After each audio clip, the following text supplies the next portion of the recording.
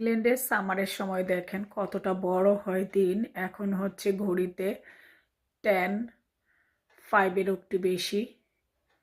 আর এই যে দেখেন বাহিরে কি আলো, এখনো বাহিরে আলো আছে, মানে রাত হয় নাই, মোট কথা সন্ধ্যা হয় নাই আর কি। এখনো বাহিরে দেখেন কত আলো, কিছুক্ষণ পরে মাগরিবের সময় হবে, ফকফকা আলো বাহিরে। আমি এখন ব্যাকয়ার্ড থেকে, এটা আমার ফ্রন্ট ইয়ার্ড, ব্যাকয়ার্ডে যাব। ব্যাকয়ার্ড থেকে এখন আমি কাপড় উঠাবো। সূর্য ডুবতেছে, এখন ব্যাকয়ার্ডে যাব আমি কাপড় ওঠানোর জন্য। কিছু কাপড় ব্যাকয়ার্ডে রয়ে গিয়েছে।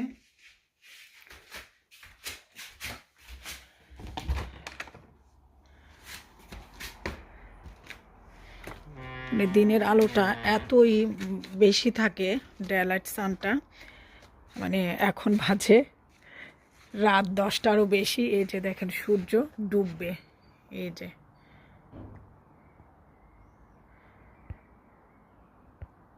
আর প্রচণ্ড গরম পড়ছে, প্রচণ্ড গরম পড়ছে। তো এখন আমি কাপড়গুলো উঠিয়ে নিয়ে যেতে আসছি। আর একটু পরে মাগরিবের সময় হবে, মাগরিবের নামাজ পড়তে যাব।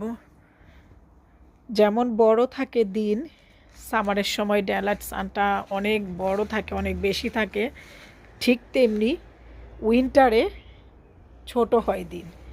যেমন উইন্টারে এমন সময় তো মনে হবে গভীর রাত।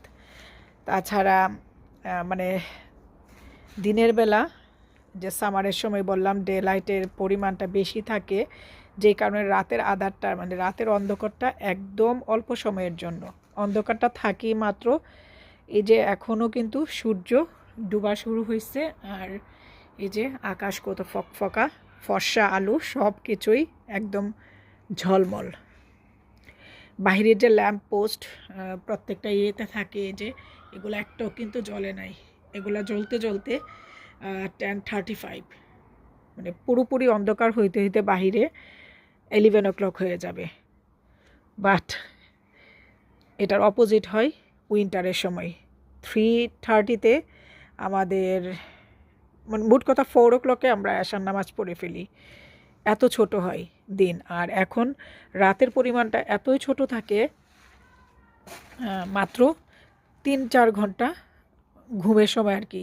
2:15-তে, 2:20-এ আমাদের ফজর ওয়াক্ত শুরু হয়, ফজরের ওয়াক্ত শুরু হয় 2:20-এ, রাত 2:20-এ। আর বাহিরে তো আলু ফুটে যায় 2:30, 2:30-এ একদম আলু ফুটে যায় বাহিরে, এমন ফকফকা আলো থাকে। তো এটাই বললাম যে কতটা সময়ের ডিফারেন্স হয়, এটা একটু শেয়ার করলাম। আমি প্রত্যেক বছর এরকম শেয়ার করি, তবে আস্তে আস্তে আবার দিনের পরিমাণটা ছোট হওয়া শুরু হবে। এখন তো সামার কেবল আসছে, আস্তে আস্তে ছোট হবে, নভেম্বরে যেয়ে আস্তে আস্তে ছোট হওয়া শুরু হবে। তো এটা একটু শেয়ার করলাম আপনাদের সাথে আজকে আবারও এবছর। আর রিমঝিমের জন্য এখন এই ফুলগুলা যেগুলো ঝরে যাওয়ার সময় হয়েছে, এগুলাকে নিয়ে যাব। রিমঝিম এগুলা খায়, এগুলো তো কালকে এমনিতেও ঝরে যাবে, উঠিয়ে নিয়ে যাব সবগুলা ফুল। তো কাপড়গুলো আগে উঠিয়ে নেই, দেন রিমঝিমের জন্য এগুলো নিয়ে যাব।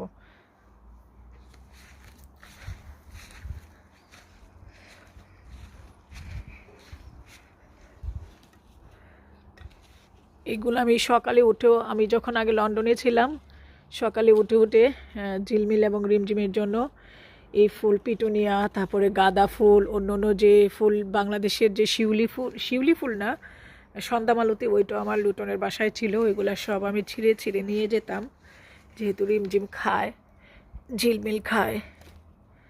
এই বাসাতে এগুলো নাই। এই যে ফুলগুলো উঠায় নিচ্ছে, আরও ফুল আছে। আর রিমঝিমের জন্য আবারও অ্যাপেল শুকাচ্ছি। সামারে তো আমি অ্যাপেল শুকাই রাখি।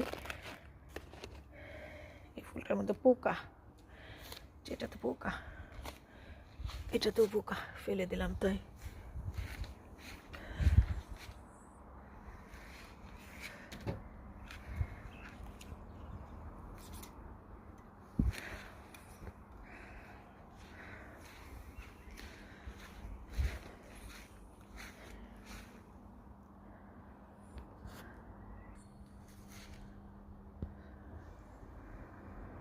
তো ঠিক আছে, এটা একটু শেয়ার করলাম।